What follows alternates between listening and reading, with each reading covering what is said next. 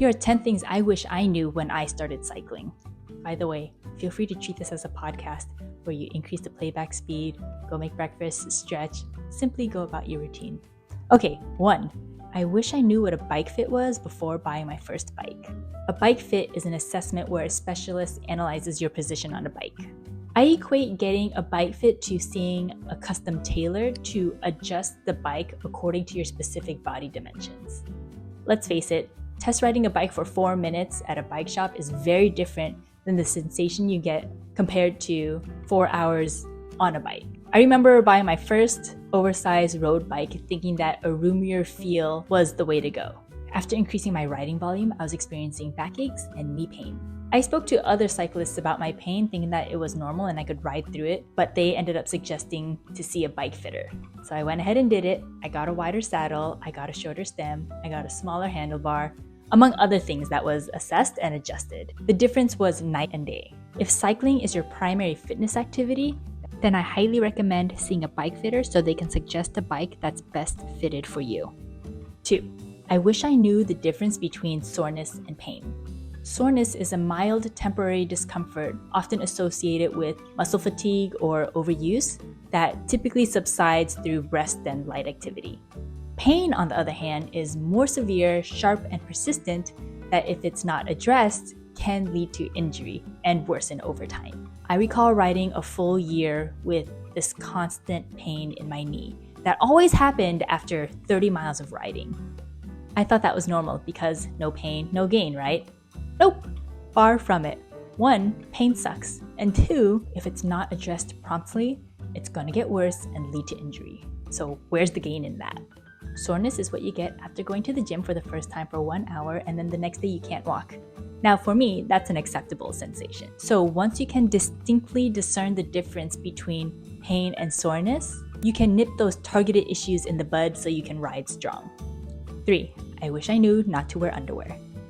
Wearing underwear, especially on longer rides, can cause friction and chafing, which can lead to plenty of discomfort and saddle sores, which you can look up on your own. Bib shorts are meant to have direct contact with your skin, and they often have integrated padding, moisture-wicking properties, and antibacterial properties. I know it feels awkward because it's chunky down there and it feels like you're wearing a diaper, but when you go on group rides with other cyclists, literally everyone else is wearing it too. So that's the last thing on people's mind. So please skip the underwear, you're supposed to. 4. It's normal to eat continuously on a bike ride. Eating continuously allows our bodies to use those calories as energy quickly. When you're riding for hours, you're burning hundreds, if not thousands of calories. It's vital, especially on endurance-based rides, to eat every 30 minutes or so. Think of your body like a furnace. If you want that flame to continue going strong, you have to keep replenishing it with wood. Same with the human body, keep replenishing with food. Prior to cycling, I avoided simultaneously eating while riding because I thought I would get all these side cramps, and it was uncivilized. And plus, in school, we learn to eat before and after, but not necessarily during. Cycling is a new lifestyle where you're not riding or exercising for 1 hour. You're going for at least 3 hours out on the road, using your energy continuously. I treated my 5-hour bike rides like a normal day, like breakfast, snack, lunch, snack. And man, it severely stressed out my body and my hormones. I was losing hair, I was constantly hungry, I was skipping my period, and all I wanted to do was nap.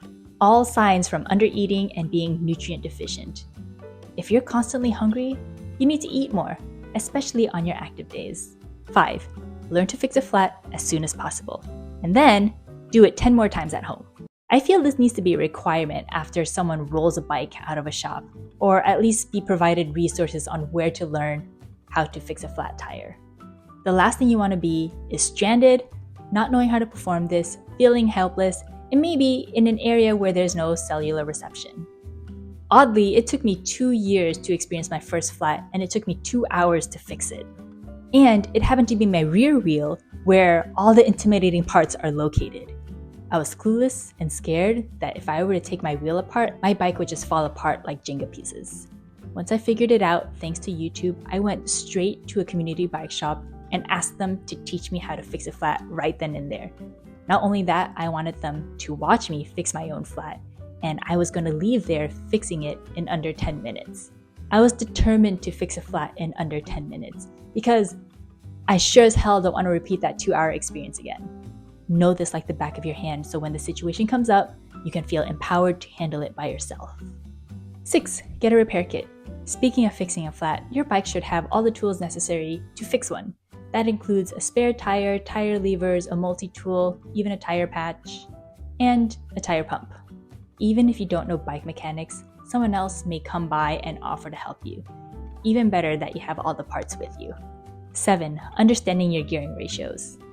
Knowing gear ratios on your bike is helpful because it allows you to efficiently manage your efforts. And it helps with deciding what's an appropriate bike for your riding intentions. When I bought my gravel bike, I wanted to make sure I had a pretty big cassette in the back and then a smaller than usual chainring in the front, which is supposed to make climbing easier.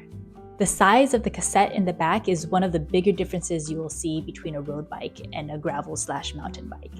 8. Own your pace and focus on yourself. Have you heard of new friend jitters? It's the desire to keep up because of the fear of holding the group back. So then you burn out too fast, and if you're trying to keep up on an unfamiliar descent, that can lead to bad news. Unless you're very confident in your descending skills. When I was in Bali, I went on a mountain bike tour with 3 other experienced mountain bikers, and I nearly died. I basically slid off the side of the mountain, trying to catch up to the mountain bikers in front of me. I was on a descent, on damp roads, trying to make a tight turn, which is like the perfect recipe for an accident. I was given a second chance, and I learned this incredibly valuable lesson. You ride for you and own your pace. For your safety and peace of mind, don't let your ego get in the way. 9. The importance of recovery. This includes stretching, foam rolling, eating well, and especially sleep. Recovery allows the body to repair and adapt to the stresses of training, injury, and burnout. It took me years to realize that recovery and rest is vital for building strength. I thought riding more was the only way to get stronger. Sure, it was fun to see how much my body can handle, and I thought being tired was a sign of me improving. But at the cost of my muscles getting significantly taxed, compromising my immune system, and slowing down my gains. After 5 years, I finally feel in tune with my body and let it rest when it's tired versus pushing through it. Truly listen to your body and honor what those signals are telling you. 10. Join a beginner-friendly group ride. Group rides are a fantastic way to share stories, learnings, and meet new people. It's incredible how many different styles of rides there are.